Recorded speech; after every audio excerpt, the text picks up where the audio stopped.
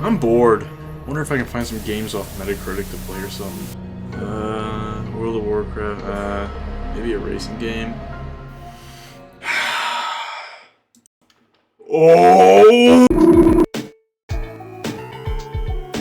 Yeah, you know what's up. Cory in the house for the DS. Where do I begin? I mean, there's so much to talk about. The character design, the setting. Don't even get me started on the gameplay. It's just also what I expected out of a Disney DS game, I'm gonna be honest. Like, it's fine. I can see what the vision was for being, like, baby's first Metal Gear Solid. But, like, I mean, is it really sneaking around? Okay, maybe I'm being a little bit too harsh. Step it back. What is Cory in the House? Well, it's a show that aired on Disney Channel between 2007 and 2008, where the main character, Cory, who's only at the White House because his dad works there, gets into crazy shenanigans, ranging from a macho wrestling match at his school, all to a state of national security after Cory gave a... This is gonna be hard for me. State of national security after Cory gave Alaska to the Russian government, so joins Air Force One to intercept a Russian ambassador and assassinate him via Dance Dance Revolution standoff. So if you've seen any of those Disney sitcoms between 2010 and 15, it's basically that, with a hint of Israeli propaganda. The game Cory in the House for the DS, yes, you must say its full name, was developed by a studio named Handheld Games, which according to their wiki page is primarily focused on porting games to handheld devices, who could have guessed. They developed a few cool games back in like 2000s, like Ratchet and Clank going mobile, never played it, but sounds cool, and also ported a few classic games like Centipede and Frogger. They never actually made their own game and seemed to just stick to IPs. Unfortunately, they closed in 2009, so we're never getting a Cory in the House 2 sequel. With the history lesson done, let's dig into the slop. Let's start with the positives of the game. The graphics of this game are actually pretty good, I'm not gonna lie. Like, yeah, it's not amazing compared to what Nintendo put out for the DS, but they're Nintendo, they made the console. Of course they're gonna make good-looking games. This kind of reminds me of like a PS1 or PS2 game. Like, model-wise, you know? It's not bad, like, I know compared to all the other Metacritic games, this is like severely underclass. Like, this is a PS1, PS2 game, yeah. But it's from 2008, on the DS no less. Like, you can do a lot worse, graphics-wise, compared to this game. It's not even like the 3D models or anything, like, the pixel art is uncannily, like, it should not be this good. Like, I don't know if they use the actors' faces when making the chat bubbles or something, but they look really, really good. Like, I'm tempted to make my profile, like my Discord profile, one of these. That's how good they are. And even the ones that kind of look bad, they're funny. Like, they're funny to look at. Also, the level design looks great too. Like, sure, maybe the layout kind of doesn't make sense, but it's simple. But I'm talking like how they look. It looks also really good. Like, the models don't fit in to how good it, well, that's kind of an overstatement, but you get what I mean. Everything looks good in this game. I am astounded. I'm swooned away by Cory's devilish good looks. The gameplay is alright too. Like I said before, it's baby's first Metal Gear Solid game. That's the main premise. I'll go into later detail what else is in the game, but base game, Metal Gear Solid, but with Cory in the house. You sneak around levels trying not to get caught, collecting money or quest items to progress the story or unlock cosmetics. One mechanic though. One mechanic. I gotta make a whole section about this, because that's how great it is. This mechanic is so legendary and so breathtaking that I wholeheartedly believe it's the reason this game is so high on Metacritic. Are you ready? I don't think you're ready for this. The pinnacle of gaming design that you've never known, and the holy grail to everything swell. I present to you Cory in the House for the DS rhythm game.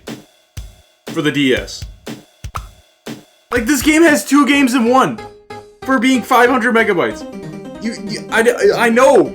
I can't even say words. I'm going way too off script. That's how impressed I am from this game. Bravo, Cory in the House. Move out of the way, Beat Saber. Move out of the way, Geometry Dash. Cory in the House just came in the house, and he is shitting on all the rhythm games ever made. for having 2 games in one. This is unfortunately where the game kind of goes downhill. You're just not going to be able to beat the Cory in the House rhythm game. So what's wrong with the game? What are the issues? Well, for one, there's no dialogue. Which, like I was just saying, it's a DS game, 500 megabytes. If they put dialogue in, it probably would have taken up the whole game. But there's just nothing from the characters. Like, they're quiet the entire game, and all you hear is the music and like a few sound effects. And it just makes issues more of a problem, if that makes sense. Like here, the music. There is some good music in this game, don't get me wrong. But for every good soundtrack there is, there's there's 2 shitty ones, alright? Here's an example.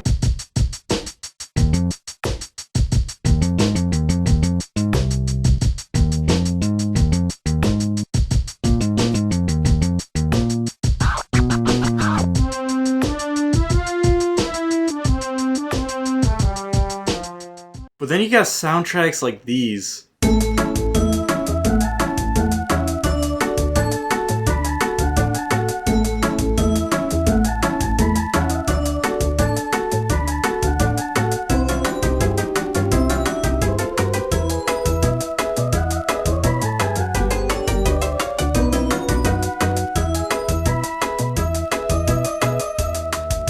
That's the whole track. So you're listening to that for 10 minutes doing a fetch quest.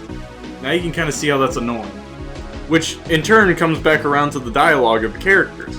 Because, like, even if they said a huh or what, it could have just made you it could have distracted from kind of the questionable music decisions in the game.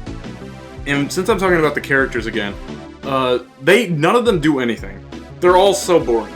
I mean, there's like only 2 notable characters. One is Carl, who just gives you a cheat code, and the other is Cory's dad. The only reason Cory's dad is on here is because 5 minutes of the game, Cory's dad calls you fat for asking for food. Which is crazy. Father figure immediately calling his child fat, asking for food. And Carl, who gives you a cheat code, like I said before, but if you ask Carl again about the cheat code, he just says, "I hope you wrote that down," which, being honest, that actually gave me a laugh. That was pretty funny. But yeah, everyone else in the game, they don't even do anything. Even Cory's dad. They're just there for quests. And there's nothing else. And it's, like, there's no character development. Like, I'm asking a lot for character development, but, like, give me something, man. Give me something. Another issue I have with the game is there's a lot of mini games in it. Like, you know the kind of stuff from Among Us? Yeah, that's in here. And they're either annoying to play or serve no purpose. There's this one part where Cory has to like drive somewhere or something like that, and you just click a button to go forward, and then it's done. What's the point of that? There's no reason for that to be in there. And then the annoying minigames just take too long. Like, there's this passcode minigame where you just have to wait to get the code and just put it in. They're annoying. Now, I have a secret that I have to share with all of you, and it pains me to say this. I never finished Cory in the House for the DS. I know. What an awful sin I've committed. I should be torched alive. I was fully prepared to finish this game. But then I got to the part in the school, and you have to use this like little robot fly, and it flies up and down with the DS microphone. And if you noticed, I'm not playing this on a DS. I'm playing this off a computer. Now don't jump to any conclusions yet. I'm playing this game legitimately, I swear. I got this from Black's. What? Yeah, Black's hardware store. There's a guy named Vim giving away free games. It honestly sucks though. I did want to play this game in full. If you want a physical copy, you gotta pay $100 or more. Which sucks, because I wanted to play this game 100% it and all. But I'm not spending $100+ for a physical copy for a video that won't even get 20 views. But the worst offender is that I got left off on a cliffhanger. Cory's school is completely hypnotized. What if this is the end for Cory? He might not even come back from this. I don't even know. It's like Republic Commando when Sev goes missing. It's an abrupt ending with no satisfaction. And it sucks. Talking about my pod brother. as much as I would rather not say it, we've wrapped up Cory in the House. While I didn't finish it, and hell, maybe not even qualify to review it since I got to like 20% of the game, I have a strong feeling that this 20% I did is about 90% of the game. Like, I feel like the only thing I'm missing out is playing as different characters that aren't Cory from these screenshots I found of other videos, which would have been cool, but if I'm playing a Cory game, I want to play as Cory. So what's my final verdict? Well, if you're interested in playing the game off your computer or something, I wouldn't do it. I mean, if you want to just try out the 20%, sure, but it's kind of just a waste of time. But if you have a working version of the game, I would definitely check it out. From how far I got into the game, you could probably knock this game out in 3 hours or less, and have a fun time playing it. Also bragging rights that you 100%ed Cory in the House for the DS. I'd be jealous if someone told me that. Anyway, I hope you enjoyed this review. Have a good rest of your day.